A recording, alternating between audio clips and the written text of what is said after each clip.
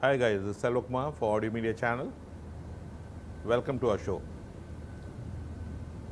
Today I'm going to give you some great tips for shooting outdoors. I'm using my Panasonic GH4 camera. The GH4 camera comes with a kit lens, which is a 12-35 lens equal to a 24-70 of a full frame DSLR.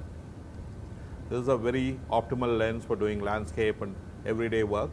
It's a f2.8 lens, so it gives a great depth of field. But when you're shooting outdoor, the light comes from the sun, and that is not under your control. The reason why everybody wants to shoot early in the morning is because the sun is very subtle during the time.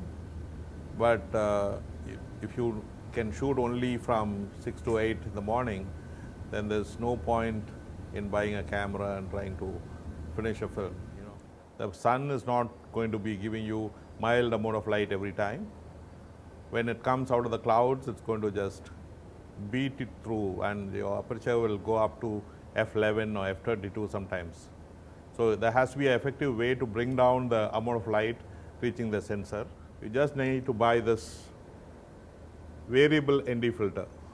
So the variable ND filter will cut light from 1 stop to 8 stops. So you just need to screw it in front of the camera, and you can cut light up to 8 stops. So this is all in one filter you would need. So this is a very essential item in your kit bag. Now I will take you out for a demo. Hello, we are all outside now to do outdoor scene. I'm going to demonstrate the use of ND filters for you.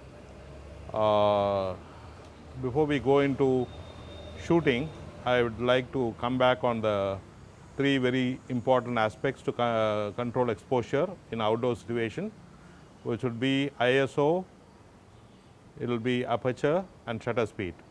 As far as shutter speed is concerned, for optimal motion blur, we need to set it at 1/48th of a second or 1/50th of a second. When it's aperture, the lowest aperture is always preferred, which will be f2.8 for this lens. And when it comes to ISO, you set it to 200, which is the lowest ISO possible. So how do you control the exposure when all these 3 things are static? That is where the ND filter comes in. The ND filter will cut light. So I am going to demonstrate the use of an ND filter for you now. Now I have my subject sitting in front of me in outdoor situation. Look at the display on the camera. It's totally bleached out with zebra lines. I'm not able to see anything because it is overexposed, obviously. So I'm going to, now the aperture is 2.8 and the shutter speed is 50. I'm going to increase the aperture to see how much aperture I have to optimally set in order to get this scene right. So I'm just increasing the aperture, I think around f11.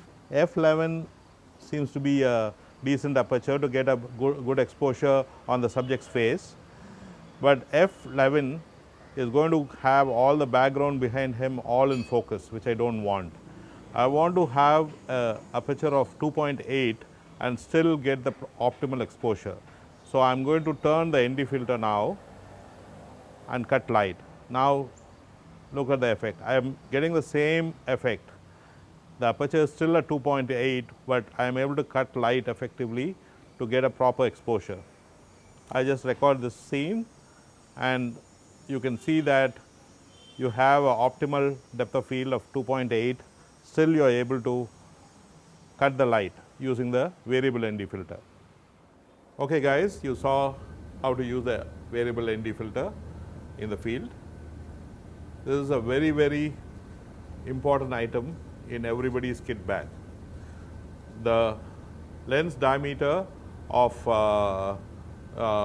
the 12-35 lens on the GH4 is 58 mm. So you need a 58 mm variable ND filter. This is available from a list of companies like Hoya and Marumi, and there are a lot of, even Tiffin.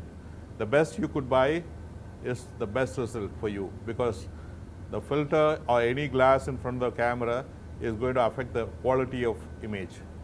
So this is a great tool that every cinematographer and photographer should possess. Thank you for watching. This is Selvakumar signing out for Audio Media channel.